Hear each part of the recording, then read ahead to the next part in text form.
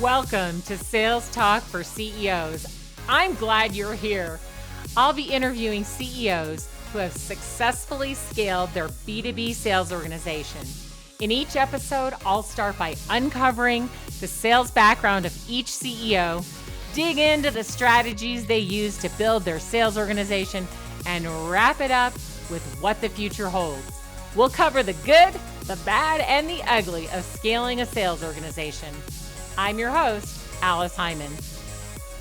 Okay, here we are on the expert series of Sales Talk for CEOs. And I am so excited today because I have been ranting about something that is so important to me. And I want to just state it here again. We are not going back to normal. There is no normal. We're not going back to before the pandemic. Things have changed. The future is now. We have to change with it. And sales organizations simply cannot continue to do what they have been doing the last 2 years, 3 years, the last 10 years. They have got to come into this future, which is now. Sales and marketing is broken. People keep telling us that their salespeople are not hitting their quota, that cold calling isn't working. Oh, some people still believe that it works. And yes, okay, it works to some degree, but they're giving us all of this information about what is not working. But we have to get to what is working. And that is different than anything you may have done before. But it's been around for a while. So let's talk about how we can change things. We have buyers who are digital. We have to be digital. And this is why I brought on Tim Hughes. Welcome, Tim. Hi, Alex. Great to see you. Great to see you. And I'm so excited. You have your new book, Social Selling. We'll be talking a little bit about that. Hold that up. Thank you. Good. And we'll put that in the show notes. We have got to help CEOs, Tim, to understand what they can do to bring their sales organizations into the future, what they can do to change the mindset, their own mindset first, right? We got to always start with ourselves, change your own mindset. We can't do things the way we did 2, 3, 10 years ago, for sure. We have to change our own mindset and then help our company change because we simply must address the buyer. We have to meet the buyers where they are, right? And we have to focus on the buyer, but our companies aren't doing that. So Tim, we're going to dive in and talk about how to help CEOs make these changes. And the first thing really that you talk about is it's digital, right? And we've got to pay attention to that. So CEOs need to empower their people to have digital conversations. Let's start there. Tell us about what that would look like. Well, the world has changed, Alice. And in the past, what we did was that we interrupted people. We used interruptive methods. So cold calling, advertising, whatever. We interrupt you and you pitch. And now the buyer just won't put up with that. And there's so many things. I can block you. I don't take cold calls on my mobile. There's just so many things that just stops that, which is why the things are going down. But what marketing and sales do is that they seem to have this toolbox by the side of their desk, and all they do is just keep reaching into it and getting that back out again, rather than actually realizing, look, the buyers are digital. What can we actually do to be where the buyers are? So. And so we talk about having digital conversations and walking digital corridors, because that's what we need to be doing now. We need to be empowering our people to go on to social, not just LinkedIn. It could be, your clients may people not be are on everywhere. LinkedIn. They're on TikTok, they're on Snapchat, they're on Facebook. So I'm not saying you need to be trained in LinkedIn. You need to be trained in social. You need to understand the psychology of the modern buyer and why they're doing some things. And so one of the things that what we find is that buyers don't like salespeople the way that it's been going for the last 20 or 30 years. Well, the Gartner research proves it, right? For people know that about business to consumer, but for business to business, the Gartner research is telling us, look, more and more people are saying, I'd like a seller-free buying experience. Yes. I'd like to be able to do it on my own. And I actually don't agree with the Gartner. I actually don't think that people want a seller-free environment. They just don't like the sellers. I think you're right about that. I think because the sellers don't help them buy, So Yes. they don't want them involved. And because of that, they want to try to do it on their own. Now, we both know that in a complex sale, you're not going to complete the sale without talking to someone at the There company, a has to be a seller or a conversation. sales engineer or something, right? Yes. There has to be some Yeah. conversations. So what we're doing is that when we go onto social, is we're trying to create a conversation. So there's three things that you need on social media. One is you need to have a great profile. A great profile as in what we call buyer centric. So when a buyer looks at you, they go, that person looks interesting. That person could help me. And what we find is that if you do that right, buyers will actually walk towards you because they're looking for somebody that's actually going to help them. And so if you sit there and say, I've been in President's Club for the last 5 out of 6 years, No one once I get cares. my teeth into a customer, either they'll die or I die first. That won't get you very far today. What they're looking for is someone that's going to show expertise. So, whenever we go into meetings, we say, I've been doing this for 5 years, or I'm, and that's what we're trying to do. But we know that people buy people. So we're looking for that human point. So where someone will actually say, and they actually walk towards you. So, for example, we have a client called Namos. They're a 100-person turnover Oracle reseller. A client saw them, said, I think you can help me. They walked towards a salesperson. There was a classic sales to prospect conversation. And that turned into a $2.6 million deal. Now, so this is not about, there can be small deals going on LinkedIn, but we can also be large transactions or the start of a transaction in terms of the conversation. So it's about having that buyer-centric profile. So that is the beginning of allowing a salesperson to have a conversation. So here's what I want to say to everyone who's listening, every CEO and everyone who supports a CEO in any way, and all the sales leaders out there. If you go on LinkedIn or any social media that your company uses right now and look at the profiles of your salespeople, first you're going to find out that many of them don't even have a proper profile. It's incomplete. They don't have a photograph. It will be a CV. It's all about them. It looks like they're looking for a job, by the way. And it's nothing that is going to attract people to them. It's nothing that's going to engage people, make them curious, right? So number one, go out there and look and see how your company looks on social. How do your people present themselves? And get somebody to fix that. Get sales, marketing, everybody together to fix that. People should look great on LinkedIn or whatever social media, and they should have words and pictures that draw people in and help them build a tribe and build a network and build fans, right? So that's number one. So if you don't have that going on at your company, you are really missing the boat because people are literally bouncing off you. So if I say, oh gosh, you guys should talk to Tim Hughes. He's fantastic. He really does a great job. Then you go to his LinkedIn profile. There's no banner. His picture is obviously 5 years old or 10 because he had hair then. Just kidding. And then he has all about him all over his profile. I'm like, how is this guy going to help me be better on social? He doesn't even know how to do it himself. So that is bad news. So that doesn't help start a conversation. It repels people. So if we want to start digital conversations, which is what any social platform is about, social platforms are not a billboard. They are not about advertising. They are not about pushing. They're about conversation. All right.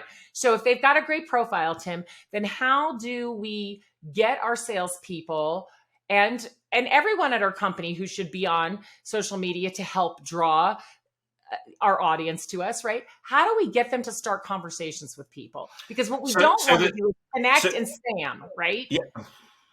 So the second thing that they need is to have a wide and varied network, and that's about you building out contacts in the people you want to influence. So the accounts you want to sell to.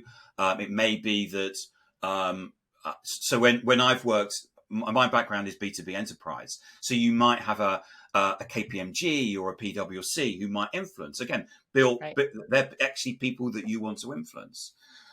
So what you do is you build out a network. Now, what you do, you don't go to them and say, buy my product because we're great, because you're just connect with me and then buy my stuff, because you don't even know if they need your stuff. Yeah, and that's just classic interruption marketing. This is about having a conversation. What you need to do, just the same as if I was in a networking event and I walked up to you, Alice, and say, hi, Alice, have you traveled far today? Well, actually, the traffic was really bad and I was in this meeting. And it's a conversation just like we've always had conversations. Now, LinkedIn allows you to send, it's about 200 or 250 connection requests a week. That's 200 or 250 opportunities per person in your organization to have a conversation. Now, it isn't just the people in sales. One of the things that we do is that we work with account-based marketing teams, where what we do is we get the marketing people to connect to the marketing people in the accounts they want to sell to, the finance people to connect to the finance people. So when there's that meeting and they go, oh, we're looking for a particular product, they go, hey, have you seen that? Oh, yeah, I talked to so-and-so and she's really interesting in that.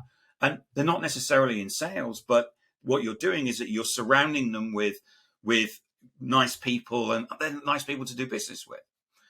And the third thing that we need is content. And the reason why we need content is a couple of things. We know that buyers are online looking for advice. That board report. Well, I'm not going to write one myself, am I? I'm going to go onto social media and find one and then change it around. Or, I'm going to buy, the top 10 things I need to know about buying a payroll system or something like that. I'm looking for information. We do it whether we're buying cars or whether we're buying $1 million IT systems. So you need to be putting out content. It needs to be authentic. Please, no brochures. Nobody's interested in the brochure. You've never bought anything off a brochure, and neither will your clients. White papers, again, it's just people saying, buy my product because it's great. We don't read them. What we're looking for is advice, something that's going to help us. Right, advice and insight. And that's what the salespeople's job is. This is a great example, Alice, of where you're providing insight and content. Right.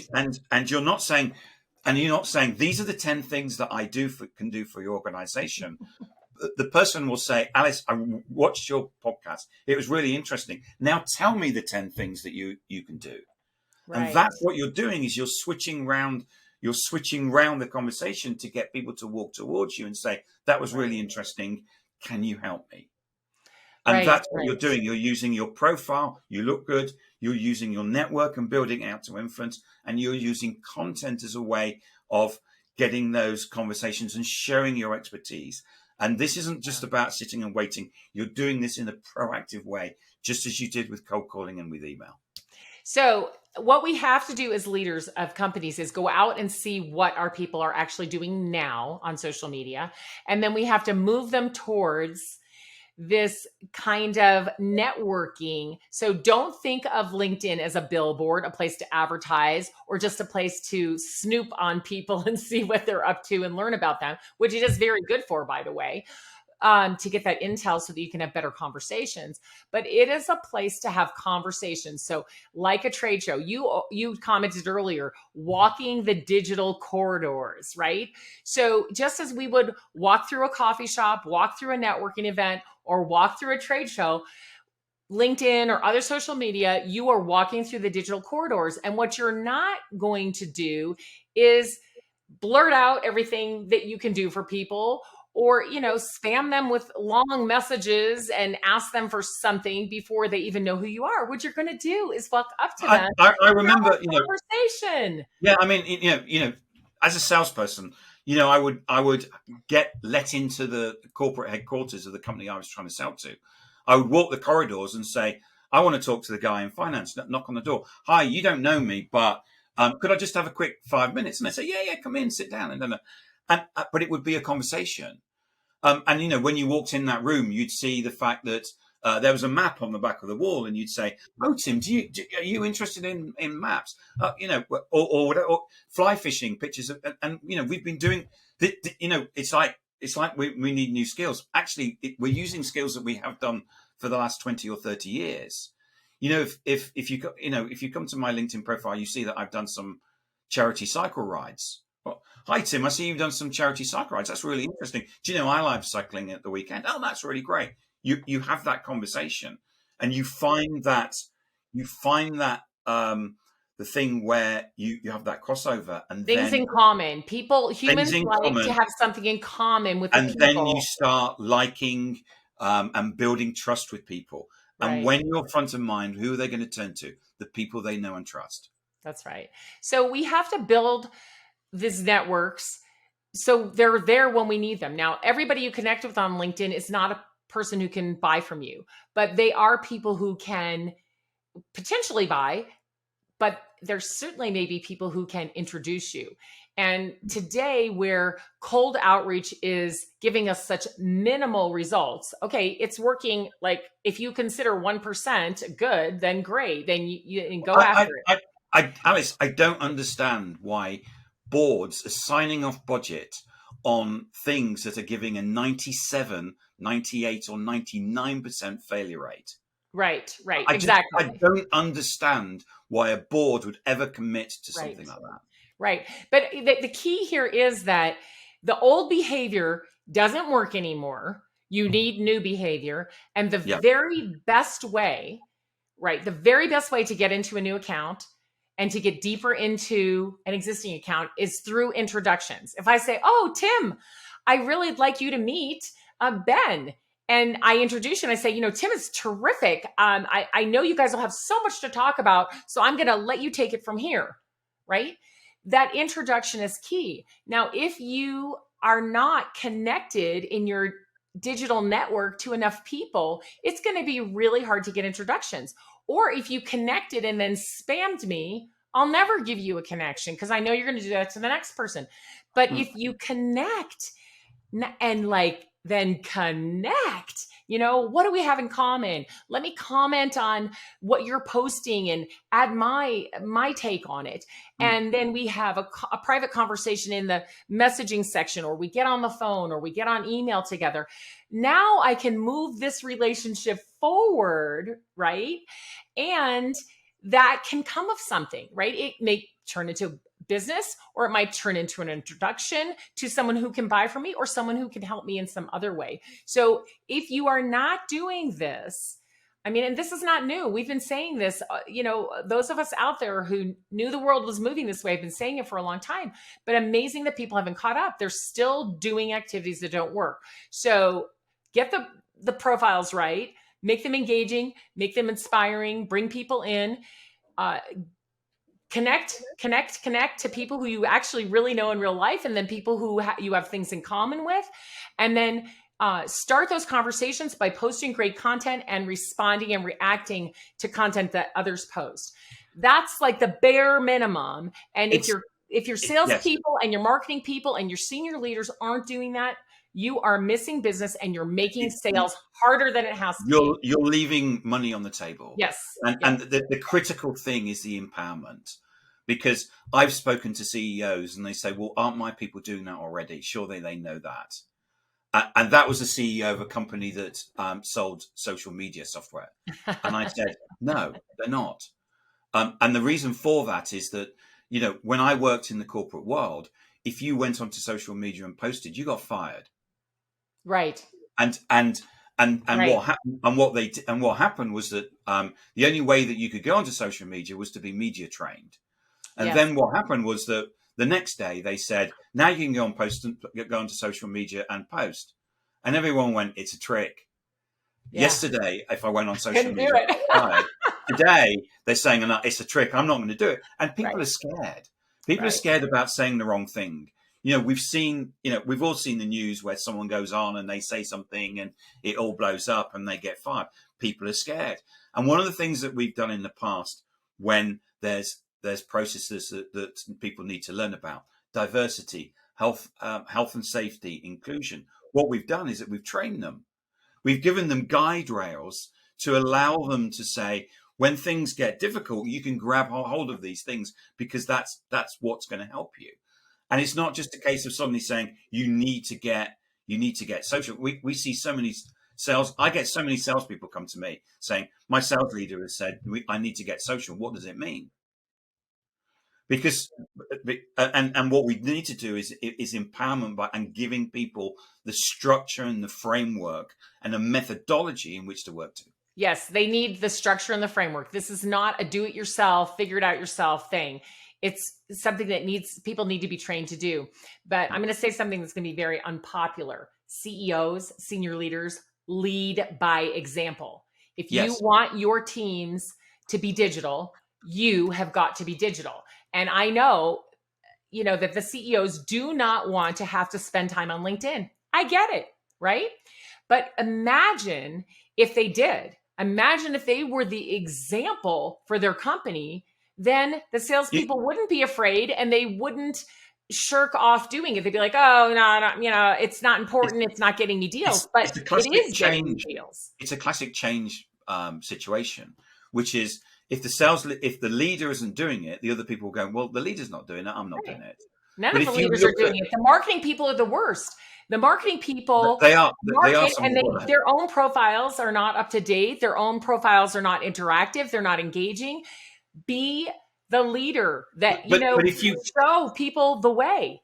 But if you look at people like Julie Sweeter, who's the CEO of Accenture, or Bernard Looney, who's the CEO of BP, Bernard has done an amazing job at repositioning BP in the world. The BP is an oil company with a little bit of net zero stuff. He's repositioned BP as a net zero company who does a little bit of oil. Whereas Shell, whose CEO isn't so good, is still seen as being an oil company with a little bit in net zero. What Julie Sweet was able to do at Accenture during COVID was they've got 200,000 employees in India. Yeah. When COVID hit India, they had 20,000 people off. 20,000 people the difficulty of what they were having in India in terms of getting oxygen and stuff. And of course, those people were probably delivering projects. She was able to go onto LinkedIn immediately and say, we are donating, I can't remember what it was, sorry, Julie, this amount of money into the India COVID scheme. And be able to do it like that. And immediately everyone said, good on Accenture. That's the type of company I want to work for. Right. And I'm not saying that from a cynical perspective. She's able to turn around on a dime, and so is Bernard Looney, and actually just define the narrative of the industry by being out there and actually saying things. What I would say that they're still not very good at doing is it's still very corporate. It's still a lot of buy my stuff because we're great. Well, there are some great what CEOs they're not out doing there. is being authentic enough. Yeah, there are some great CEOs out there. I'll try to put a few in the show notes that are doing a good job, but I really believe the CEOs need to be the thought leaders. And that brings us to another point that you talk about, which is looking to see who are the thought leaders in your industry. And, when you and I were young, as we were talking about before we started recording, there were industry journals and things that we got mailed to us, right? And we would want to see who got to write an article, who got to author an article from which company, right? And like you were saying, if it was our competitor, then the marketing team was in big trouble. So now everyone can publish great content and can espouse their thoughts, right? Whether you want to be called a thought leader or not, you can still add advice and insight on social media. And we need to look to see who in our industry is doing that. Salespeople should be following them and interacting with them because those people certainly could be making introductions for us if we got to be friendly with them. But if our CEOs and senior leaders would be those leaders in the industry, it would certainly draw our ideal customers to us. So what is it that people should be doing, Tim? Well, I mean, the simple thing would be to get the CEO to run a podcast. I mean, it's very simple to, the technology that we use, a live stream. Why would they want to do that? Well, there's a lot of talk in social media about influencers. And a lot of that is business to consumer rather than necessarily business to Right. business. But it's starting to But, be very popular but in business to business to have it influencers. is. And the thing about influencers, why is an influencer important? Is people turn to them and look for their advice. And so what you'll find is, I mean, we always ask the question of all the companies that we go into is, who is the leading technical and commercial influencer in your market or vertical? And the answer to that usually will be, I don't know, there isn't one.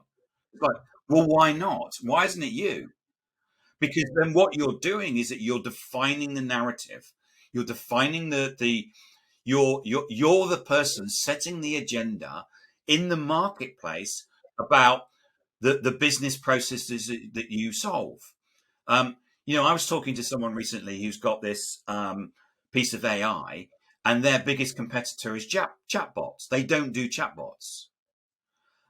And you can imagine that. And I said, so why are you not defining the marketplace and pushing all the chatbot people out and talking to them? So what should a podcast talk be about? Get your customers on, get your suppliers on, get your employees on. There's lots of things that you could be talking about. Don't script it. This is about just like you and me talking. Yeah, It just needs have to a be, conversation, it right? needs And to let be people see authentic. who you are as humans because And humans that's want to do what business with humans. Yes, and that's what we want. And why do we want to do that? Because this is about reaching out to your prospects. This is about your customers. This is about your employees. This is about your future employees. Your future employees are searching on social media, looking to see whether you are the right company to work for. The same as the modern job hunter and the modern buyer are the same people. We work and use social media in the same way. Now, the type of people that you want to get into your company are the people that are not looking for work right now. They're people sitting there "Oh, what's that? What's that? Oh, that's a podcast. Oh, that's a CEO. That's interesting. Oh wow, they've got someone talking about diversity, and then they've got someone talking about the new project they've won. Oh, that's really good. Oh, I quite like to work there, and I quite like to be a supplier there. And this is where what we're doing is that we're using social. It's not just about sales. It's also about human resources. It's about procurement. It's about finance. It could be a person thinking about investing in your organization. It's about looking at Exactly. whether it's a VC or whether it's someone looking to buy your shares, whether you're big or small, this is what people do on social media. And this is how you can set the agenda, and you as a CEO can basically define the marketplace and get new customers and new employees. Well, your digital imprint matters, whether you believe it or not. Your digital imprint matters because you're attracting people to you. Like you said, you might be attracting the next people who invest in your company. You might be attracting your next employees. You might be attracting your next CEO. You Yeah. you are certainly going to attract people who can buy from you and people who can influence others to buy from you. So again, why wouldn't you care about your digital imprint? Why wouldn't you get out there and sell the way people want to buy? Buyers are digital. They find you on the internet and Th- they look at your imprint and they make decisions about you, and you're giving them a bad impression. So we've got a client called Cyberhawk. They're a drones company. The whole of the C-suite are on social media. And they did that before the salespeople. So the CEO, the COO, the CMO, the CRO. We've just trained the CIO and the CFO. So the CFO is forming connections with the people that he wants within within audit companies and with the companies that he wants to invest. The CIO is connecting with other CIOs because he wants to know where the what products they should be buying and what they should be investing in. So it's not just about a conversation. I want to sell you something. It's a conversation of saying, Alice, you use Microsoft Dynamics. What do you think about it? Yeah, exactly. And so what we've done there is that is that we've got all of those people out there on social media now. When buyers or prospects or future employees see them out there on social media, that's when they say, that's the organization I want to work for. But also what we've done is that we've built them, the third thing for me is digital dominance. This is about taking all of those things and owning the narrative out there on social media. So in the past, we would have probably employed a PR agency to send out press releases and stuff like that. Interesting, but kind of a bit analog. We need to take control of our digital narrative, the narrative about we're a sustainable company, the narrative about we are a diverse company, a narrative that we support ability and disability, all of the things that we want to have. I was talking to someone recently in a big corporate. They've got diversity programs and women's groups and all of these things. And I say, it must be great working for you. And he says, we can't get anybody to come and work here. I said, well, why not? He says, I don't know. And I said, do you think it's because you don't tell anybody about all this stuff? And he says, well, yeah, I guess it probably is. And they're all sitting there scared. They're scared. They've got the training budget has never been cut. You could go on, you can have your MBA, you can have whatever paid for at that company, but they can't get anybody to go and work there because nobody knows about it. Best kept secret doesn't help you at all. Yeah, isn't that the worst thing that someone could say about your company? Oh my gosh, the worst thing. But here's another crazy idea. What if we canned all of the SDRs? All of them. Oh, yeah. Sorry, SDRs. You can become salespeople now. We won't can you. We'll promote you to being real salespeople, and you don't have to dial for dollars anymore, or send tons and tons of emails, or do any of the things you're doing, because the CEO would be the chief lead generator, and the other senior people on the team would be chief lead generators. Why? Because their digital footprint is such that they're engaging people, that they're making people curious, they're having conversations, and they're drawing people to this company. And they're out there making sure they're not the best kept secret. Honestly, I think we make sales so hard. We make it so much harder than it has to be because we don't do simple things. Like, okay, maybe the CEO is an introvert and the last thing they want to do is be on social media. Okay, find someone else at your company then that's going to be your evangelist and your chief lead generator. But think how much easier it would be if the senior people opened the doors. They were the door openers. And then the salespeople came in to make the opportunity work, right? So you open the doors, senior leaders.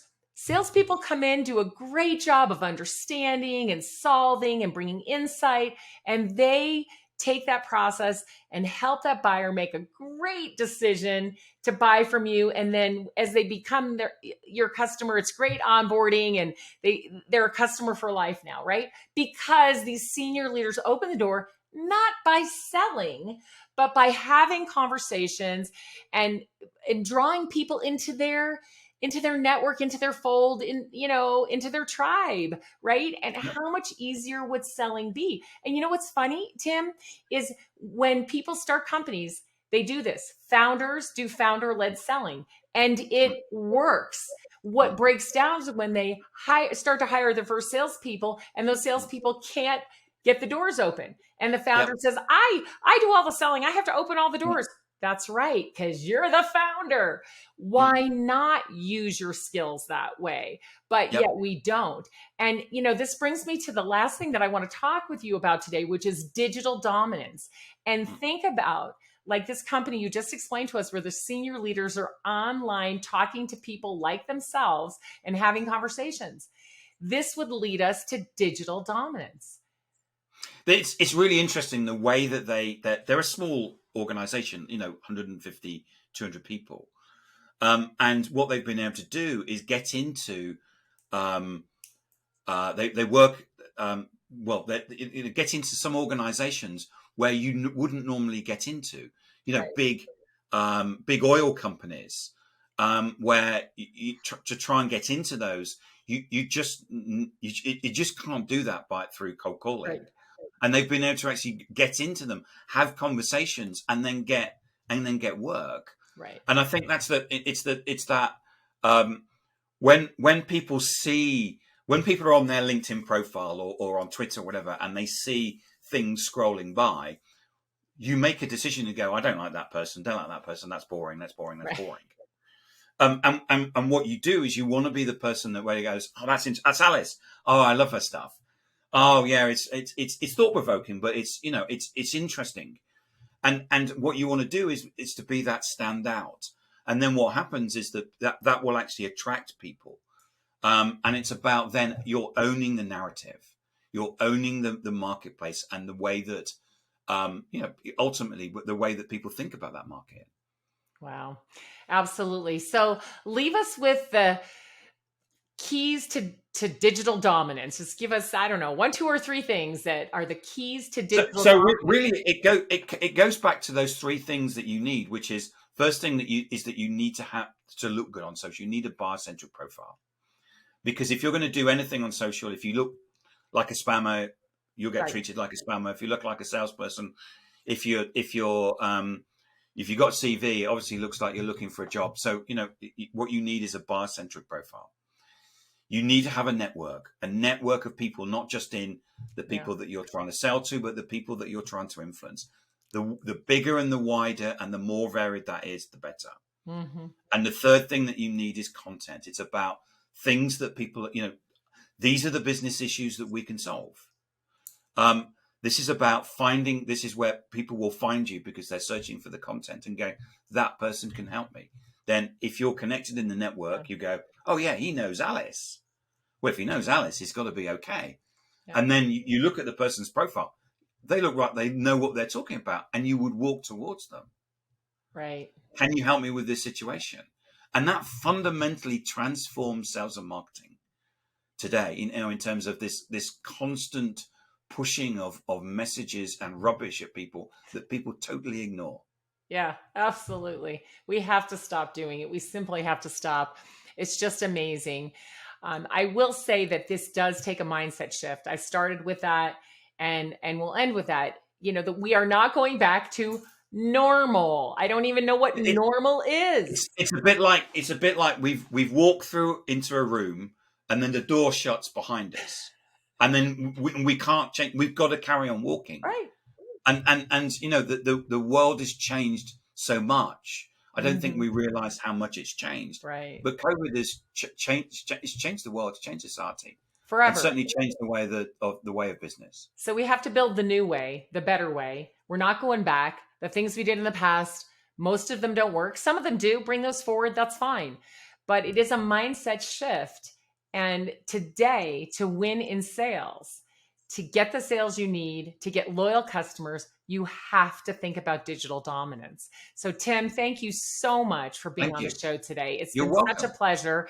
And again, the book is called Social Selling: Techniques to Influence Buyers and Change Makers. Yes, techniques to influence buyers and change makers. We want to influence buyers, right? So get the book. Talk to Tim. He can help you out some more with this. Please come and talk to me on LinkedIn or Twitter.